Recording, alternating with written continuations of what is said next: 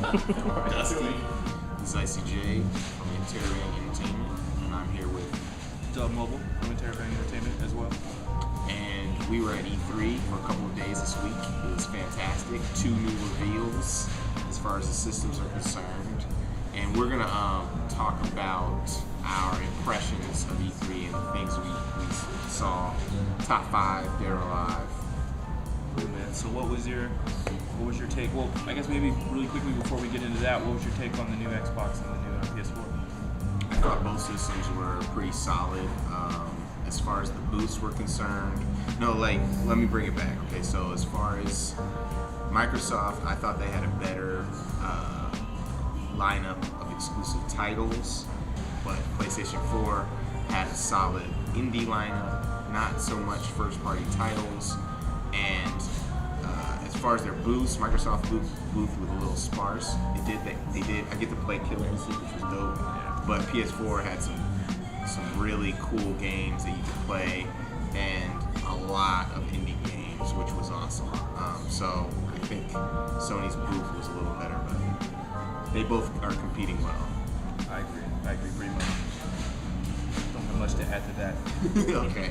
So you want to do top 5? What are your top 5? So my top 5, and actually for those who follow us on Facebook, I'm going to change my top 5 a little bit minutely.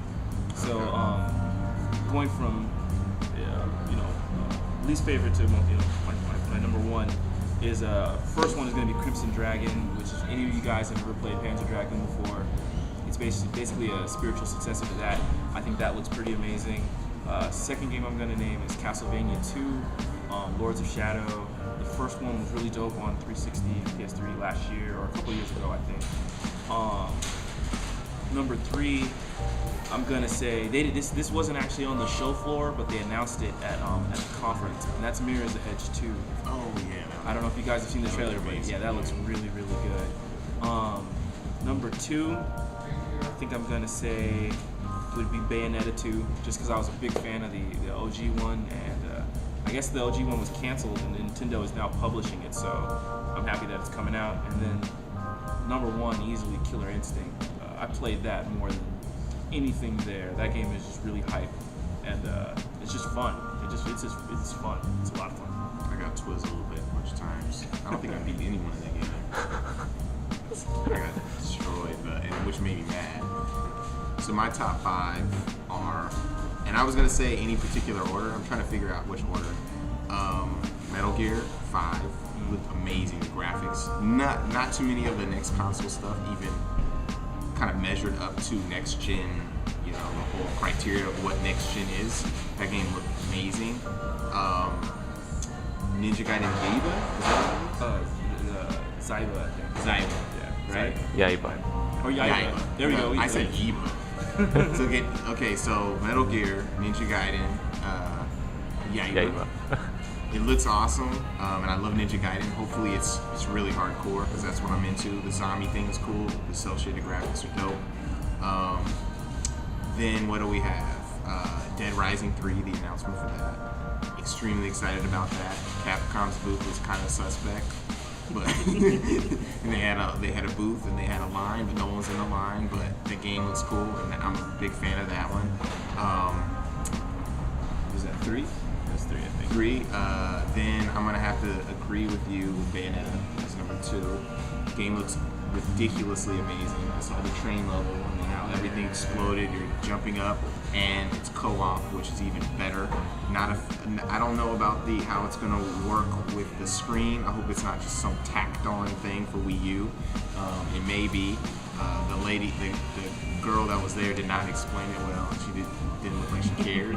But the game looks amazing. And then number 1, I gotta say Killer Instinct. I was a huge fan when I was younger, and the game looks amazing. And the combos are sick. It looks a little more simplistic, but it's cool. One thing I can say though, this is the downside of it. I think the game is crazy, right? It looks sick. It's amazing, but it looks like it could be on the 360. I agree. It doesn't. It's not that graphically impressive. No. You know what? In fact, I think the only thing that really was like Like I was like, what is whenever you threw like a fireball or whatever, and like the sparks would fly everywhere. I thought the particles effects were really crazy, but everything else didn't look too. But still, Mark. I mean, like anyway. The other thing, one that I would knock out Dead Rising because I didn't really get to play it. One game that was super sick that I saw there. It's kind of older, but it's getting on their PlayStation's picking it up. Is Octodad. Oh, Game's yeah. hilarious. I can't wait to play that. And I played it briefly there, so that's my pick. What about your top 5 jank? Top 5 jank games? Top 5 jank. Oh man, I was not prepared. I would say Connect Sports, because like I don't know, I'm not into that whole like dancing in front of a camera or whatever. I'm definitely not into that one. That's a tough one, man. I don't think I could name 5. I think most of the stuff that I saw I was pretty happy with. I could name. You can name 5? Okay. Maybe I'll agree with you afterwards. Dynasty Warriors 8. Damn, that was really there. It's the same game. It's Dynasty Warriors 7. Why didn't even show that? Okay. What else? I guess Dynasty Warriors 8. That's my only gripe. So our top 2. Top 2. You didn't see anything else? Jank? Diablo 3 on the Xbox. See, even behind the camera. I mean, you should flip the camera real quick. I think that's a waste of time. But you know what though? But I do know a lot of people who are excited for it. That's true. Diablo 3. That was there. I didn't even see it there. I saw like video of it. Oh wow. I'm trying to. Actually, I think that everyone had a strong showing. I think so. I think every title that I played or wanted to check out, I walked away pretty impressed with. So I thought it was a really good year to go, especially with everything with Sony and Microsoft being so head to head this year. I thought it was a really fun year at E3.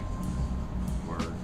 Well, we got pictures. We're gonna show some pictures, and we also have footage, if you haven't seen it already, of us at E3 demoing games.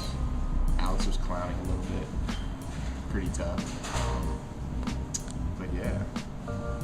Make sure to follow us on Facebook and follow us on Twitter if you haven't already. Peace. Flame on!